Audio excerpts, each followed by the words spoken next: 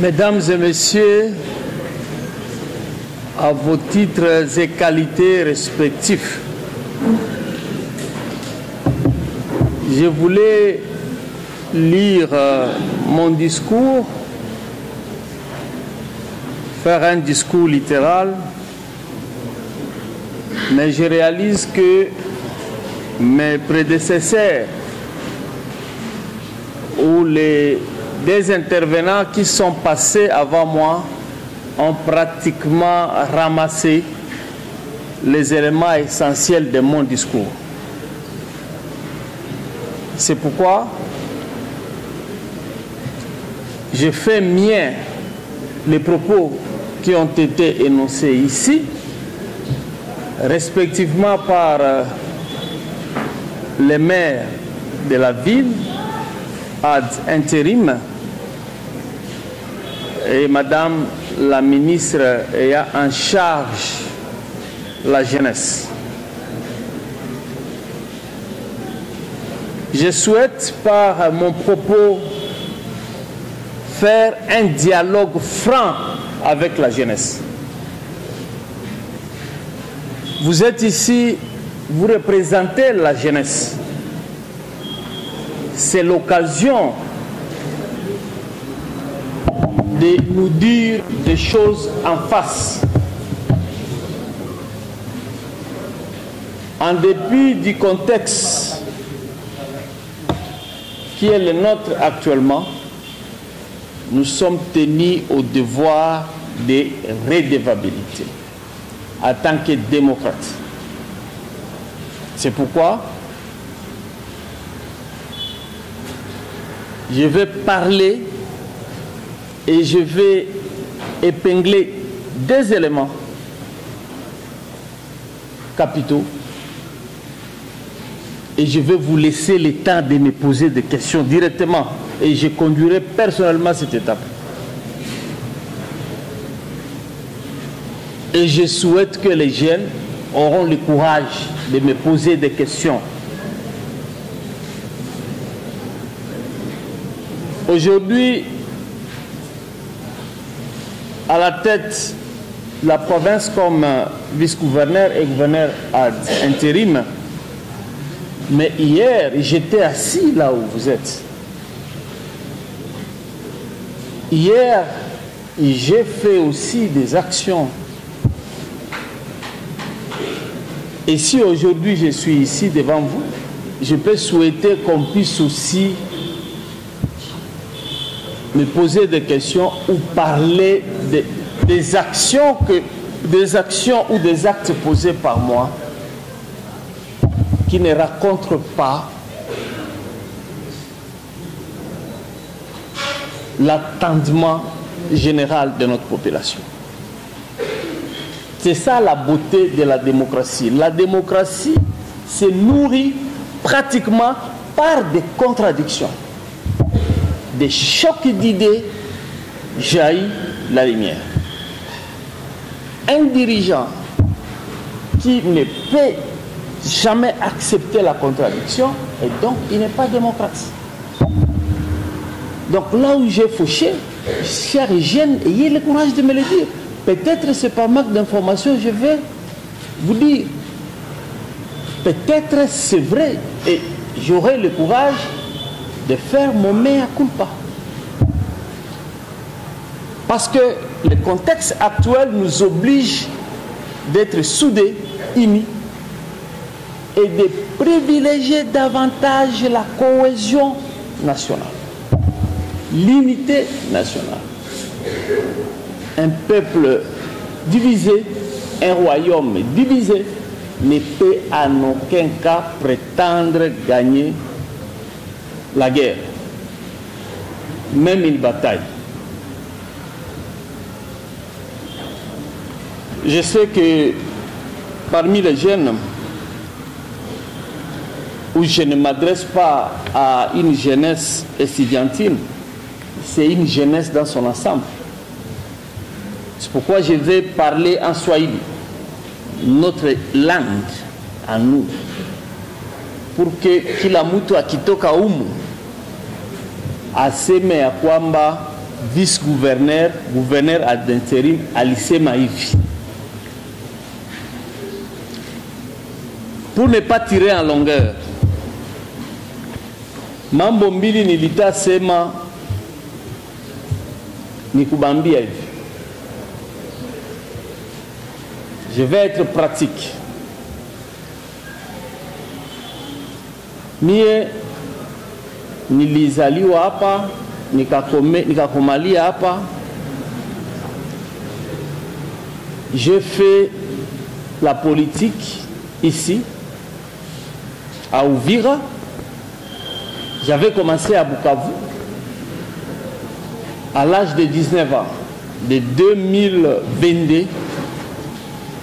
Et de 2002 à 2003, nitasema 22. Njo nilingiaka l'université catholique de Bukavu comme étudiant à l'université catholique de Bukavu, faculté de droit. Et j'avais directement embrassé la carrière politique. C'était ma passion. Ceux qui me connaissent, banajua kwamba Jean-Jacques, non. En tout cas, il fallait tout afficher face moi. Et de là, ça nilianza kufanya politique, nilitoka Bukavu. J'avais pratiquement gravité des échelons. Mon parti, vous le connaissez, c'est le parti cher au chef de l'État. Moi, j'ai gravité des échelons dans ce parti, Kwanza Chini, Macheo Yote, jusqu'à être nommé. Et là, à Bukavu, j'étais déjà porte-parole de l'IDPS dans la ville de Bukavu vers les années 2006, 2005, jusqu'à ce qu'on va m'envoyer à Uvira comme président fédéral. Donc c'est ici où j'ai fait ma carrière politique d'opposant. Ici.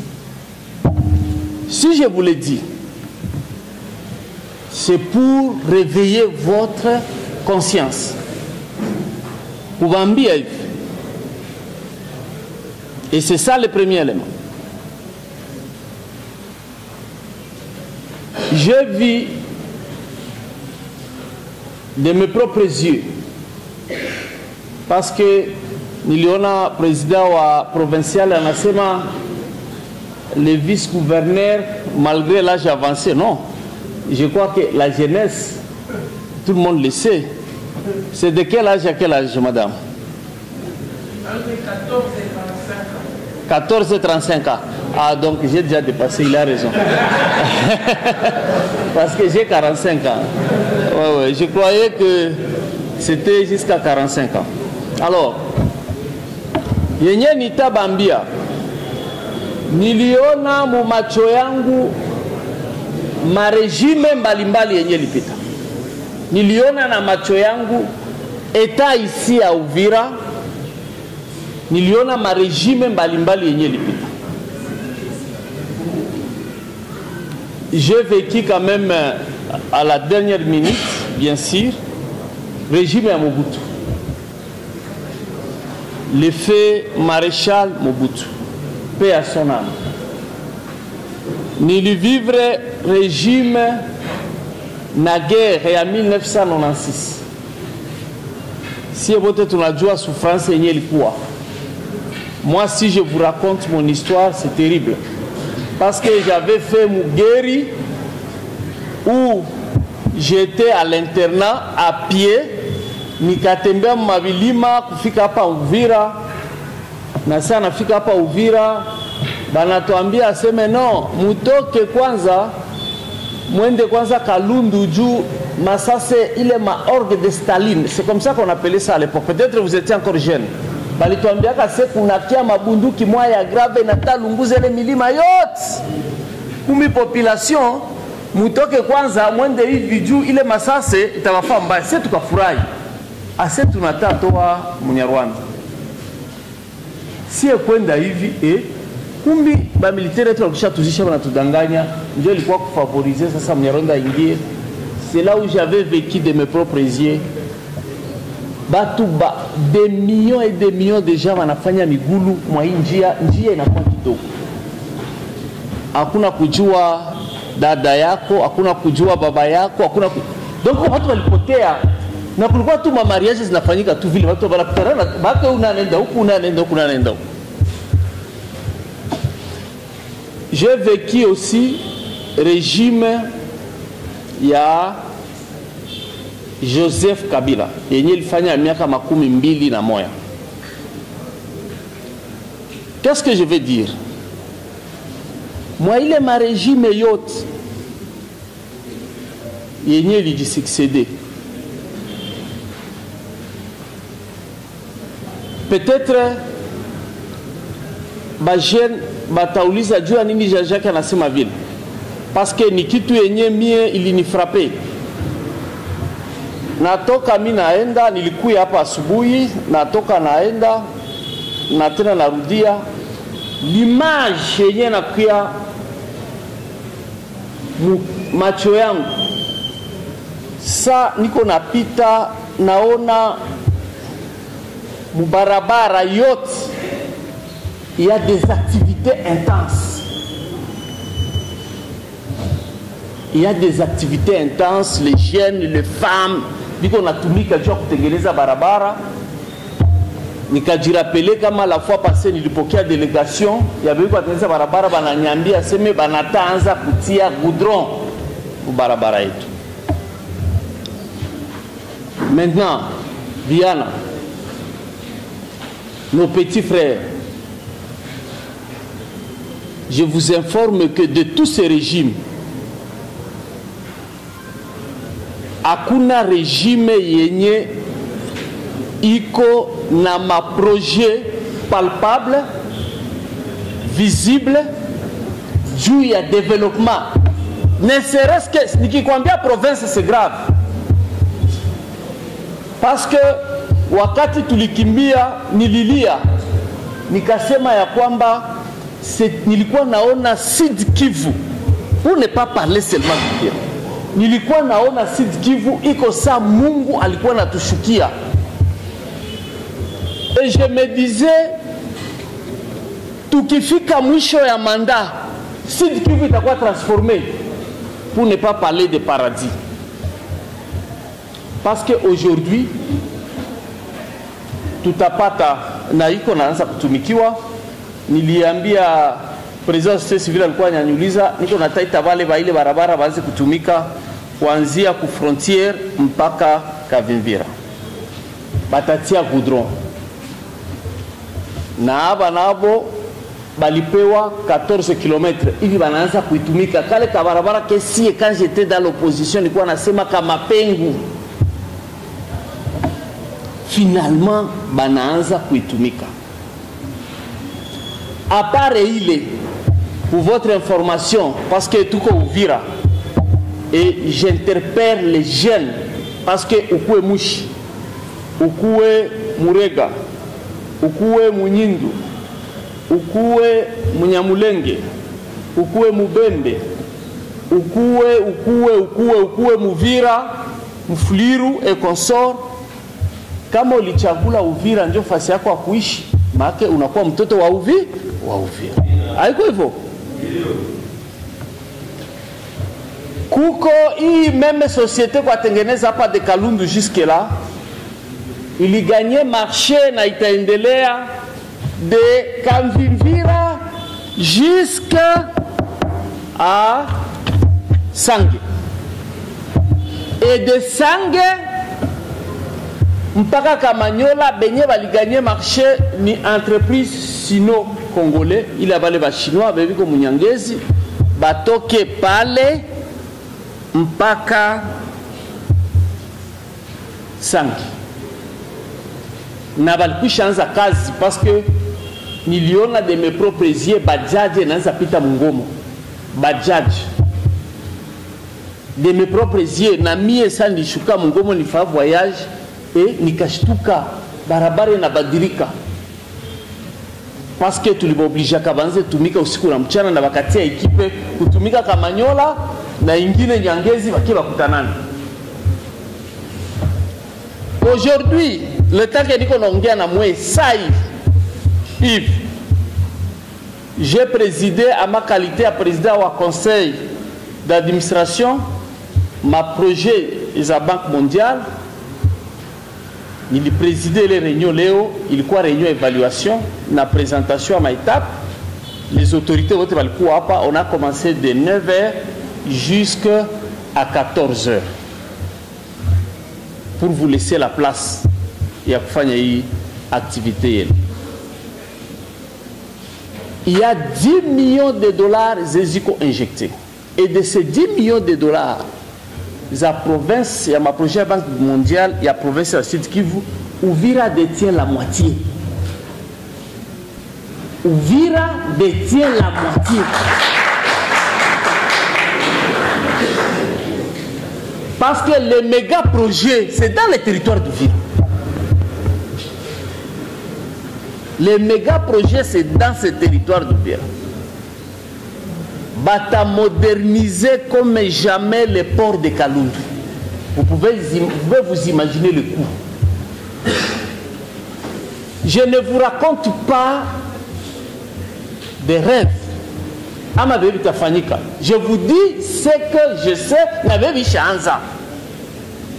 Parce que bientôt, utaona gisi flag est circulé à Pompe.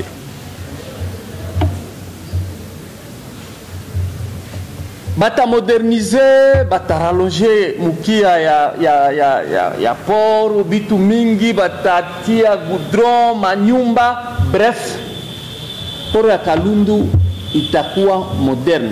Et vous pouvez vous imaginer le nombre d'emplois et ce que ça va générer. À part ça, bata transformer.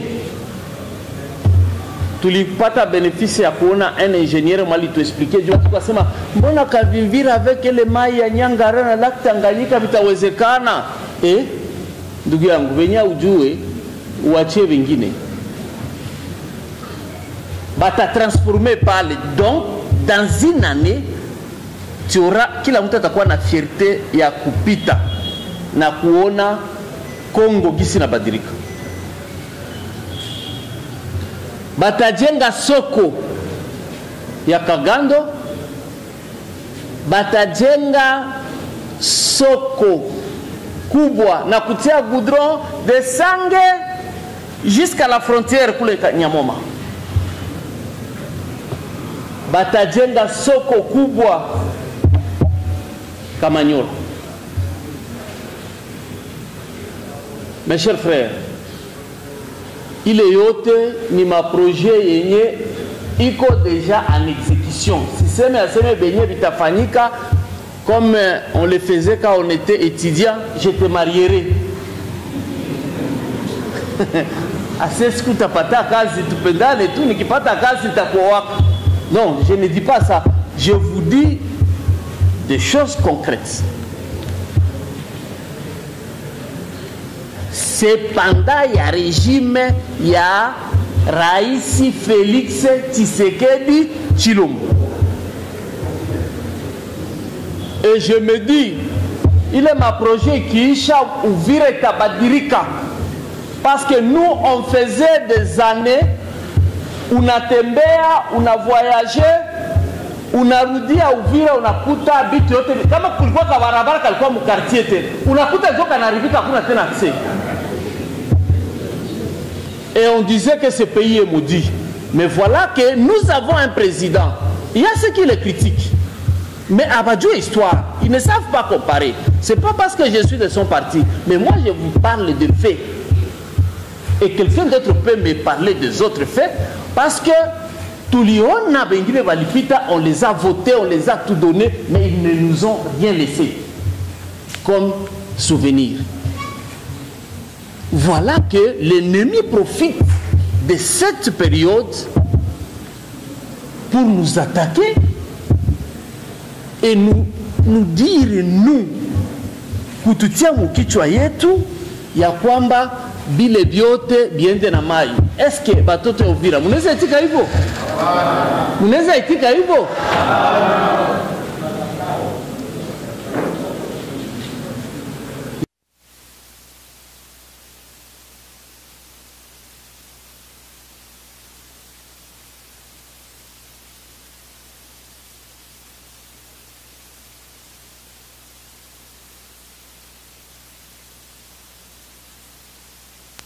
stratégique Bukavu inatombe. Est-ce que hatuwezi comprendre kama ile ya kukimbia orgue de Staline njo walishange mu repli stratégique na njo mingine iko naendelea na kutombe? Njo question yangu ya kwanza. Ya pili, excellence, si jeunesse c'est vrai tuko poubelle ya kila kitu, me hatujui munapenda si jeunesse tufanye nini tena? Depuis M23 ingali Bunagana, tulifanya maandamano, tulikataza meme Banyarwanda population civile kuingia churuza kwetu, tulitembea na masanduku ya Kagame hapa le déclarer mort pendant que iko viva Rwanda. Basoda balienda mpaka Rwanda kwenda kupigana masasi kule en violation des frontières. Siye bazalendo kama uko hapa leo ni juu siye jeunesse tuliresiste, mais muko munasinye tena cesser les faits. Mwaye njo baomba politicien njo muko na tumetre siye jeunesse en dehors ya kupiga adui. Tufanye nini tena? Tulikamata bunduki kwa kinguvu na tuko kulinyi de front, me munatufrene kutokupigana na adui. Za kama tunapenda munatusensibilize adui asingie, mutufungulie aval pour que tupige adui, parce que nous sommes forts. Amuta tuambia jeunesse ni force na mwenje mko na tuaneantir na masignature.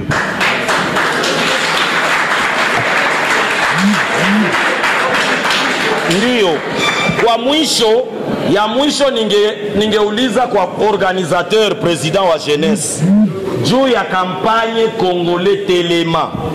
Pourquoi seulement Congolais Telema mulingala? Pourquoi pas mukongomani simama mukiswahili? Et pourtant tuko mu espace Kiswahili na vita iko kwetu, na siye njo tuko na sensibilizana, na siye njo tuko parti victime ya guerre. Accent.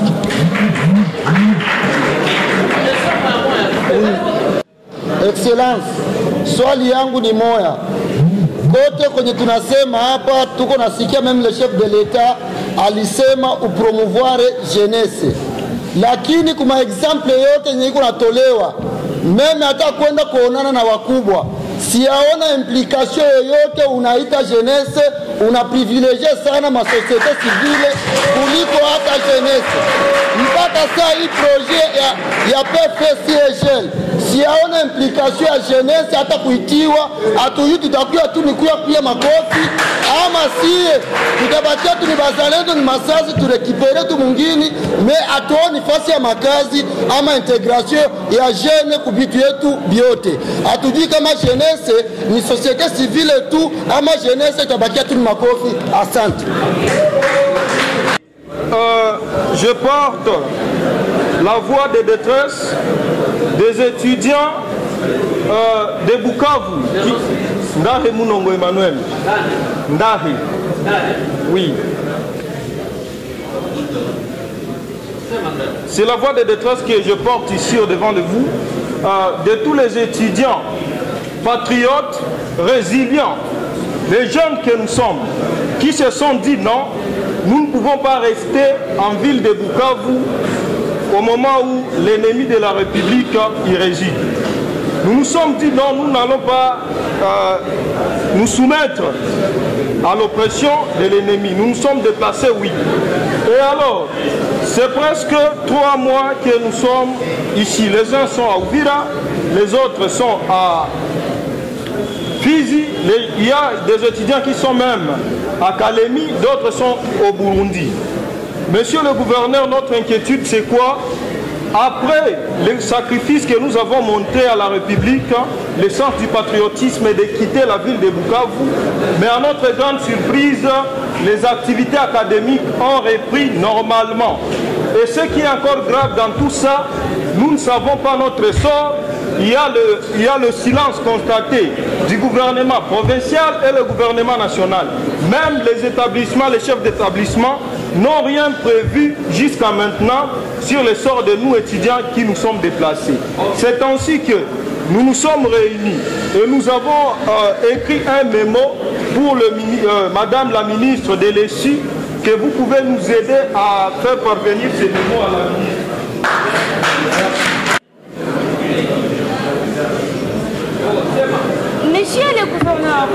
dit que vous étiez aussi jeune comme nous.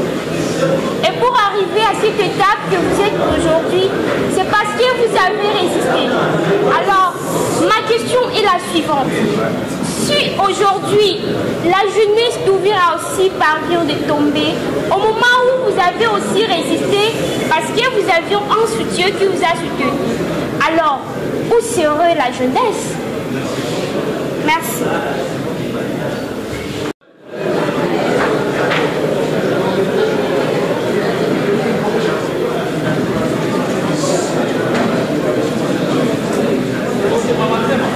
Je suis Rachel Loumé Alenge, étudiante à l'ISTEM Ouvira. Je voudrais savoir quelles sont les mesures préventives que les autorités provinciales prévoient vis-à-vis des femmes et de jeunes filles face aux affres de l'insécurité dans notre province. Merci.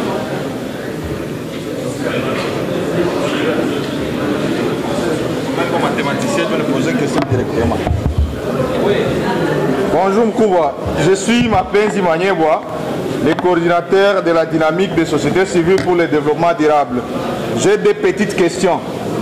Ma première question, c'est par rapport à ce que vous nous avez fait comprendre que ce régime serait le premier régime à nous avoir amené les projets de développement. C'est ce qui m'a tiqué. Je suis expert de formation en développement. De tout ce que j'ai étudié, je n'ai jamais compris, nous les peuples bantous, surtout africains, où nous continuons avec les mythes ou mythologies de l'économie de développement qu'on nous a fait ancrer par la Banque mondiale et d'autres institutions de Bretton Woods. Quand est-ce qu'on peut dire que nous allons se développer avec les projets financés par la Banque mondiale, l'Union européenne? Donc veuillez au moins nous dire techniquement et scientifiquement, on peut avoir quel pays développé par les aides ici des institutions de Bretton Woods. Donc veuillez vraiment m'expliquer avec des éléments concrets. Parce que nous avons eu le même cas avec Mobutu. On a beaucoup construit et cela a eu des conséquences. Deuxième question, vous nous avez convaincus. Par rapport au Wazalendo Mkouba, par rapport au cas de Wazalendo, jusqu'à maintenant, à ma connaissance, les Wazalendo ne sont pas ni dans les RAD, ni considérés par les gouvernements congolais.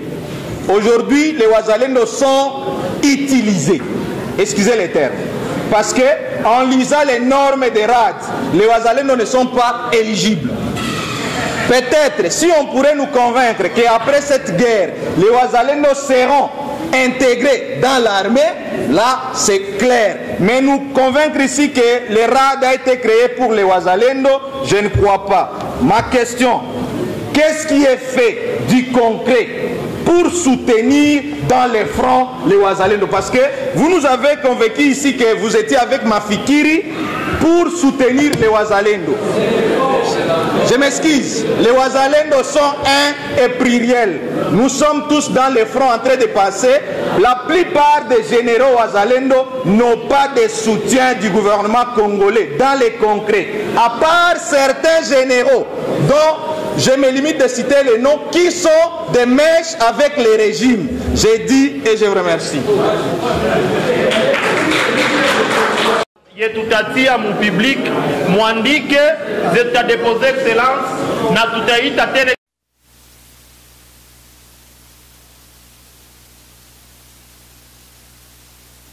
Et même ceux qui ont fait walifanya hapa batasamba. Alors, unasema jeunesse ifanye nini tena? Pourquoi banatia cesser le fait? Ndugu yangu, mimi sitakwambia vya mingi. Ukisema cesser le fait, sijua kwa natasema nini. Juzi na jana kulikuwa komba mule munani Kamanyola. Sasa sijua kwa nasema nini, mimi sitasema vya mingi.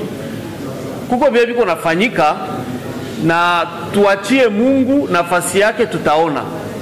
Mie siko hapa nianze kusema biko hivi. Mimi nakwambia sasa unalala busiku, bengine ni mchana, biko natumika na kwa vya mingi biko napitika. Hatutasema siri zote hapa juu enemy anaweza kutusoma, mais ayez la foi mu FARDC muwazalendo na kwa president la republique, parce que iko naonesha determination yake. Alors uliambia president atajibia juu ya kusema Kongole Telema iko pale, atajibia nyuma. Alors Mustafa anauliza pourquoi tuko naacha jeunesse, president anasema juu ya promotion ya jeunesse tunaacha jeunesse. Je crois que Mustafa, ma présence ici atteste combien Nico pour la jeunesse. Et peut-être faire participer la jeunesse des assises d'excellence. Oui, ça commence comment? Déjà présence yangu inaonesha ya kwamba nitaanza faire participer jeunesse. Donc hakuna shida, tuko pamoja. Alors Ndare anasema ya kwamba anaongea juu ya baetudiant. Ndare sitafa commentaire mingi, na wapatia pole nos étudiants wale walikimbia vita, balifanya mzuri parce que benye biko asomea Bukavu havana raha. Haiko masomo ile, contexte yenye ko kule ni hasara. Biko natafuta nao batoke. Alors kama unafanya memo, sina commentaire, ile memo tutafaa nguvu tufikishie ministre wenu wa tutelle. Alors Mama Providence Kazamwali anasema ya kwamba, anasema kama mie niliresiste pendant la jeunesse, mais maintenant hapa Uvira kama ikianguka sora jeunesse itakuwa nini? Mama, ile pepo ya kusema Uvira itaanguka ilaaniwe kwa jina la Yesu. Parce que Uvira ilikwisha kwa proklame meme jana kuko watu walifanya audio ase Uvira na anguka. Mulisikia? Tukashangala, bakwa walituitaita tukashangala. Donc baisha pana Uvira plusieurs fois inaanguka. Susi yetu tulisema liberation ya hii nchi na ya province yetu ya Sud Kivu ianzie wapi? Uvira. Na tuko na imani na watu webiko kule, na najua ya kwamba jeunesse haita sabikana mwa hiyo komba parce que ayo njo iko mbele. Haiko hivyo?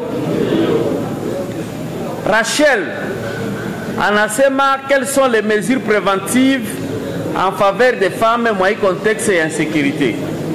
Maman, je peux vous dire ceci. Les mesures préventives pour les mamans, Zico, parce que nous comme gouvernement, nous sommes prêts pour intervenir au cas où kunafikia mama kitu kyote kibaya. Et j'ai demandé kwa mama mwana usika na jar atuambie quels sont les problèmes mama biko confronté kwa hiyo juu tuwasaidie. Bali présenter projet hapo gouvernement provincial na tuko naangalia koma kuisaidia na kuifinancer sawa sawa na uwezo kidogo yenye tutakuwa nayo. Donc ukuwe na subira dada Rachel. Ndugu mapenzi anauliza hivi. Anasema ya kwamba anashangaa kusikia mkinywa yangu kama hii regime, nilisema kama regime ya Tshisekedi ishafanya mingi sana Uvira wakati ni misaada. Bon, ndugu yangu mapenzi, mimi sijue iko sawa huko mplanete ingine. Mie najua kama mtu mweko na njala ama mweko maskini bakimsaidia akwaki na julize litoka wapi. C'est comme l'exemple de la Bible. Ule mwa alikuwa kipofu, balianza mwambia huyu Yesu nini, asemie sijui. Yenye mimi najua nilikuwa sina macho na hivi naona. C'est tout. Si ya quelque soit kwenye natokea, kama ni Marekani kama ni wapi, moi je te donne l'exemple comme enfant d'Uvira. Sikuonaka barabara ya munene saa hivyo hata siku hata wanapitisha kutengeneza. Moi j'ai vécu na mulikuwa hapa ba zembe avec qui on a grandi, ba génération yetu na ba mingi biko hapa. Tulienda kwa assiste ku cérémonie banakia kuinaugurer barabara na maanje ikakuya na ba chinois 5 chantiers. Unasikia ndugu yangu, 5 chantiers. Balambert Mende walikiaka mpaka hapa Uvira, ndio kwa turi ya kwanza, na marehemu Pierre Lumbi. Kabila mwenyewe akafika mpaka Fizi, aseme atafanya hii territoire ikuwe ndio ya kwanza mu territoire zote mu development. Hatukuonaka kitu. Eske kama Kabila angenda kuzileta kwa wazungu na tuletea tunikatalaka? Tunikatalaka? Sasa tunapata president mwenyewe pamoja anasema alikuwa anatembea sana, sisi tulikuwa nawaambia haiko natembea sana, iko kutafutia chakula. Kesho utatembea barabara ya mzuri, kesho utaanza pita mfrontiere ya mzuri, kesho hapa bajene mingi mwewe muko hapa mtapata makazi ba mingi sana na dolari zitatembea. Oui, parce que déjà avec main d'œuvre locale nasema beba batakuwa engagé ni bebi ko hapa bata engagé plus de 500 jeunes bata engagé ba jeune miat ba jeune ndio biko na nguvu non bata ba engagé batakuwa na contrat même ba tout travaux pour la première fois batakuwa na contrat aba ba ingénieur ndio siseme bo batakula zabo dollar batakuwa na makontra na batatumika batapewa assurance maladie na batapewa même avantage selon famille uko na batoto ngapi. Ça c'est sous le régime ya Fashi, il a coopéré, il a ouvert les portes bakia tusaidia parce que il a réalisé que le pays iko na ma potentialité lakini tuko pauvre hatuna kitu. Alors moi je ne vois pas où est le mal, mie yoyote mwanaweza kia kunisaidia muhali ya détresse hata mukilio sitakata. Juto kwa sababu tuko mkilio si. Wote mwata tusaidia, tutashukuru. Na sisi tunashukuru kwa ile yenye bana tusaidia. Unasema ase bazalendo hawako rekoni Murade, mais nashangala ça c'est le monde à l'envers. Sasa mkubwa wa Rad ni nani? Mkubwa wa Rad ni nani? Haiko padiri. No, padiri si ni mzalendo. Sinjo mai wa kwanza padiri. Meiko sa ujue histoire. Alikuwa mai mkubwa baka muintegre muarme mais padiri étiquette yake ni mzalendo. C'est padiri qui a résisté. C'est padiri qui a fait le Delphin Kaimbi. C'est padiri ndio alifanya baba mingi walikuwa watu yake. Ça nous savons. Na kuinformer hivi. Musiku zeziko na kuya. Utaona manomination Murade même province na territoire na majina utoni tatoka. Rade ni ya bazalendo, ni ya banani? Wewe unasema iko bazalendo. Wewe ulize bazalendo. Si ni yabo. Hapa wenyewe biko napita Murade hapa iko bazalendo. Si bazalendo. Ndugu mapenzi usibanyanganye boro yako. Alors, unasema ndugu mapenzi anauliza aseme nini tushafanya de concret kwa bazalendo. Oh papa, ya kwanza de concret kwa bazalendo ni kuba reconnaître. Ils sont reconnus parce qu'il y a une loi. Il y a une loi yenye ilikuwa promulguée. J'avais dit au wazalendo pour que le président de la République a promulgué une loi, à subir pression. Il y a un monde entier à se mettre si promulguer du Niba milice. Mais Tshisekedi avait pris le courage à promulguer. La loi avait fait 6 mois. Mon cabinet avait promulgué. Il faut lire l'histoire. C'est Tshisekedi qui n'a pas parti à statut. Léo, ministre de la Défense. Ministre de la Défense nationale. Anafika hapa. Anatoa même franga kwa wazalendo. Maki va reconnaître. Président de la République a fait discours anataba bazalendo. Va reconnaître. On n'a pas de reconnaissance égale. C'est une reconnaissance. Na de deux. Pour ton information, on a sema Babadjal. Moi j'ai été avec le ministre de la Défense. Ulize batu ya wazalendo biko nafanya recensement yabo. Désormais ministre de la Défense aliacha na bisema na aliambia jeshi sasa tulikuwa mule kwa renyo tufanyaka watu kuyom. Il a dit ceci, désormais sa FARDC itakuwa pata ration ya bajeshi kukula. Uliza maofisi ba autorité wote walikuwa mule. Na au même moment bazalendo nao watakuwa na tapokea. Na kuhusu prime ya bazalendo alisema ya kwamba padiri afanye liste demarche ishakuwa kunivua yulu ku ministère ya défense fana zinataka toka bataanza pata prime. Mbele balikuwa na utiliser ba politiciens, mais ba politiciens balikuwa na kula mako. Ndio maana nasema plus question ya kuutiliser ba politiciens. Alors, ça c'est le ministre wa défense. Ndio anakuambia na ba reconnaître. Na tunatoka kuacha franga leo za bazalendo zile ministre wa défense alituma leo. Utapatia mtu mwa ujue franga. Unaweza patia mtu mwa ujue franga.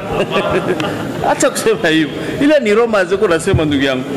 Josaphat anauliza intérêt ya bajene itakuwa après vita. Ndugu yangu, hii vita c'est d'abord pour la patrie. Tunapigania udongo. Haiko vita Tshisekedi. D'ailleurs, s'il faut parler de la géographie, Tshisekedi il est du centre. On a déjà barugaruga ba Rwandais banatafuta nini? Si vous wanatafuta tu ba intégration mu armée, ba créer ma régiment tena ba tu dominer. Unawaza sasa batalombaka kwenda Kasai. Abatenda Kasai. Banalomba babakie tu ku nord, sud Kivu na Maniema. Basi ndio wanalombaka. Wao na balomba kwenda wapi? Bakibaitikia hiyo na fere taishi. Mais Tshisekedi qui est du centre refuse, il dit non. Et pire encore, même bale betu tulikuwa na wazia aseme tuko nabo, asema batoto yetu. Kumbi hapakuwa kiapo. Kabila leo kwa tupiganisha ni bongo ni kweli. Alors, mtoto alirudilia kwabo. Si mtoto anafinira kato komalisha mtoto. Unakomalisha mtoto na komalisha katasahau baba yake. Atakumbuka tu baba yake na tenda saidia baba yake. Leo vitu yote vinakuwa wazi na vinakuwa mchana. Haiko hivyo. Alors, tusidanganyane. Papa Bita anauliza ya kwamba patrie iko en danger. Gouvernement ya yetu inachunga nini juu ya kusaidia? Bon, mimi nawaza Papa Bita, hii konferensi haiko okazio ya kusema masiri yote yenye kunafanyika. Ukitafuta kujua kia niona kibinafsi, nitakuambia mawili na utapiga kicheko na utafurahi. Vyenye fashiko nafanya.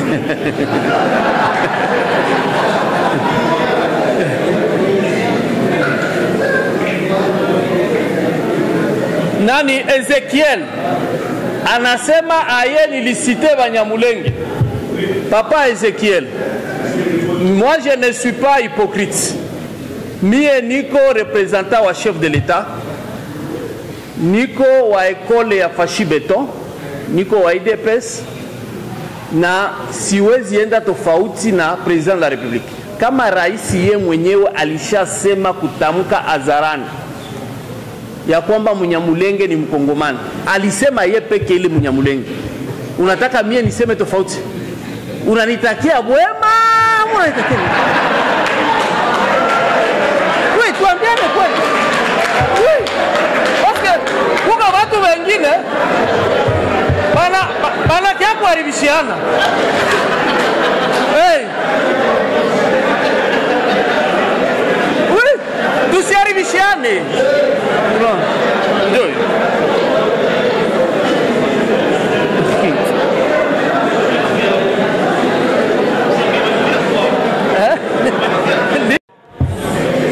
Wilonja anauliza aseme msaada ya wazalendo, mbona tuione hiyo kesho ya Wilonja na Patrick iko sawa.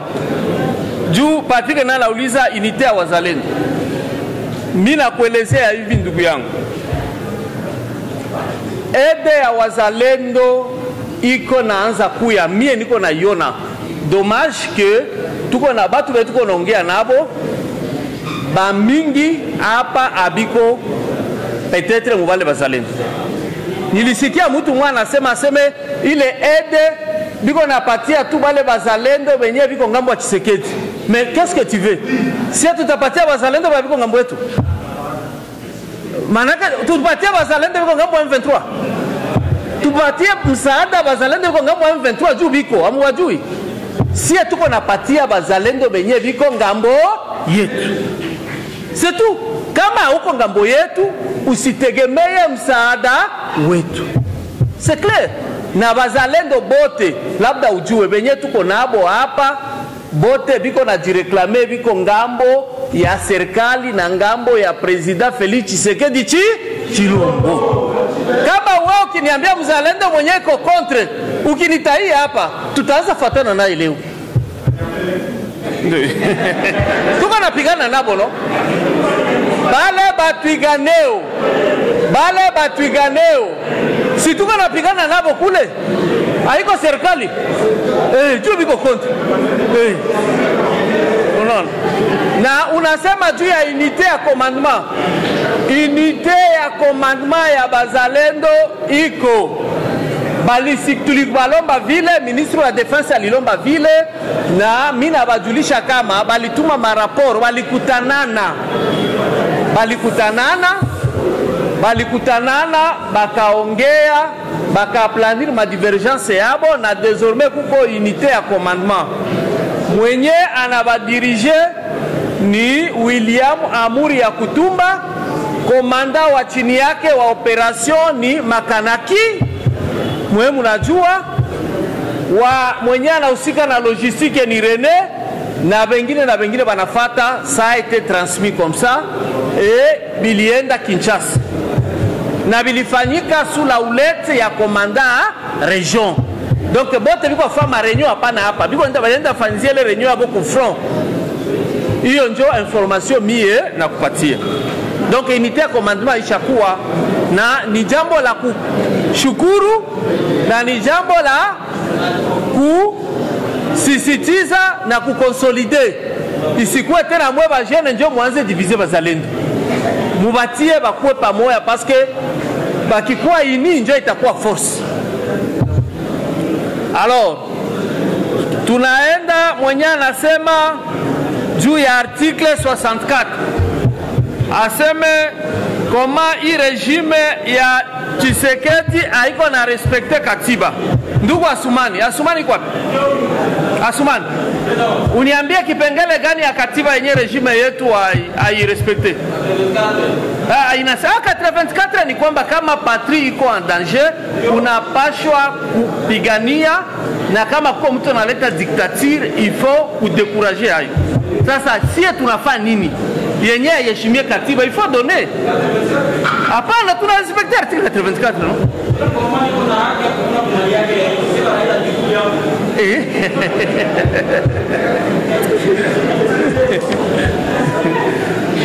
Tunaenda kwa swali ya ndugu Richard. Ndugu Richard, tuko pamoja, na kukikua kidogo tutabakumbuka, parce que ujue ni raisi Tshisekedi ndio raisi wa kwanza mwenye alirekonetre bandikape. Du fait que mukila gouvernement kuna kwaka kota ya bandikape, na maproje ilikuwa mingi juu ya bandikape. Donc atukuba sababu, na mie comme gouverneur ad intérim, même mon chef Jean-Jacques Purus anakuaka na pencha sana uba personne vivant avec handicap. D'ailleurs, mu gouvernement yetu aliweza patia bandikape poste. Tuko na mutu mwenye iko coordonate adjoint wa bureau d'études ya gouvernement provincial, alikamatiwaka au nom et pour le compte ya bandikape. Hiyo ndio ujue. Donc kukikwa kidogo utapata, usikuwe na wasi. Alors ndugu Like anasema aye juu batatulipa aye siye benye FARDC ilitupie. Ndugu yangu, FARDC ilipie, tunalaani sana. Mina waza bale benye baliweza